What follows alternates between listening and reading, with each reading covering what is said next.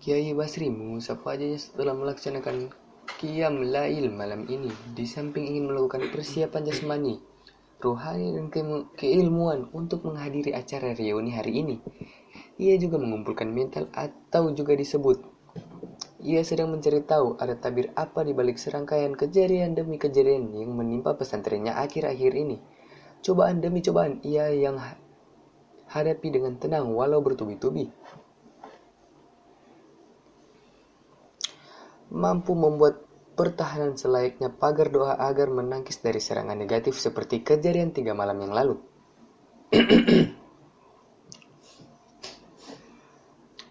Tabir yang hendak ingin dia cari tahu kebenarnya.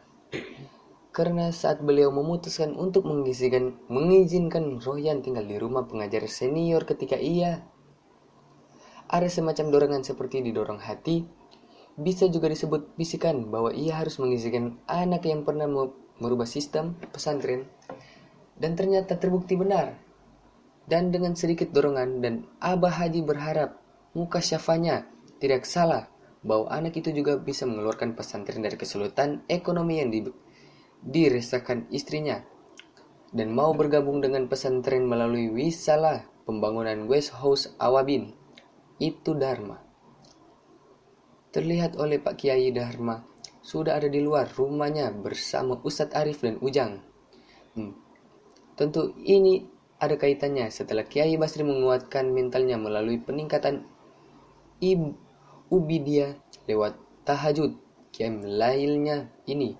Pak Kiai berkesimpulan ada yang tak senang bila anak nakal mengharumkan pesantren. Gara-gara kasus nekat memukul ke santri bernama Agus, itu ia dikeluarkan pesantren merubah sistem pendidikan. Perubahan sangat wajar waktu itu. Sangat major waktu itu. Dan sekarang sebagian tabir apa penjahatnya ada di sana? Atau memang jangan-jangan akan ada terjadi kejahatan di sana? Dari situlah Kiai Basri mencoba meningkatkan ibu dianya, mencari tahu tabir itu. Sengaja ia ingin mengajak Dharma agar, namun tabir itu masih belum bisa dibuka oleh keilmuan muka syafanya. Tapi ia selalu memberi warning ke seluruh jajaran ustadznya untuk berhati-hati dan tidak Lalu ia concur dengan pesantren yang sudah ia bangun 15 tahun lamanya ini. Selama itu juga ia teringat Jamal, salah satu pendiri pesantren ini. Semua tabir-tabir itu ada yang tertutup, ada juga yang sudah terbuka. Namun Kiai sendiri belum yakin siapa pendengki yang sesungguhnya ini. Yang jelas tabir-tabir itu berkaitan sama lain. Abah sayang, pakai jas ini ya, ucap istrinya, Nyi Laila, yang sudah terlihat cantik di jam 3 pagi itu. Wanitanya itu satu-satunya keindahan yang bisa memberi dia ketenangan. Ia harus terlihat ceria, harus terlihat tegar. Meringankan beban suami tentu merupakan kebaikan yang dicatat amalnya. Ciri wanita soheleha yang sudah memberi senyuman pagi ini, berdandan cantik dan memberi jas untuk persiapan. Ia sangat suka jas dari Royan itu.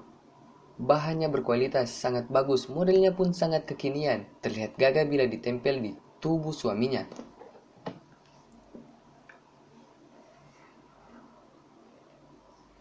Tanya Nyai Laila yang penasaran dengan keberadaan anak nakal itu. Ia merasa sedikit kangen dengan kehadiran anak itu. Juga ustazah yang tinggal di komplek itu. Oh adalah baru 4 hari ia di luar. Ucap Nyai Laila lagi. Sebetulnya bisa saja bila Nyai Laila yang ngomong langsung dengan Royan nanti.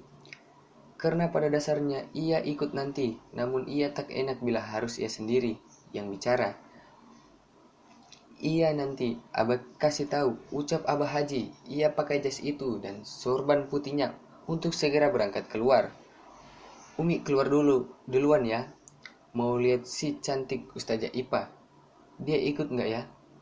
Oke guys, terima kasih karena sudah mendengarkan novel-novel kami. Dan jangan lupa tekan tombol subscribe dan lonceng notifikasi agar kita lebih semangat lagi membuat novel-novel selanjutnya.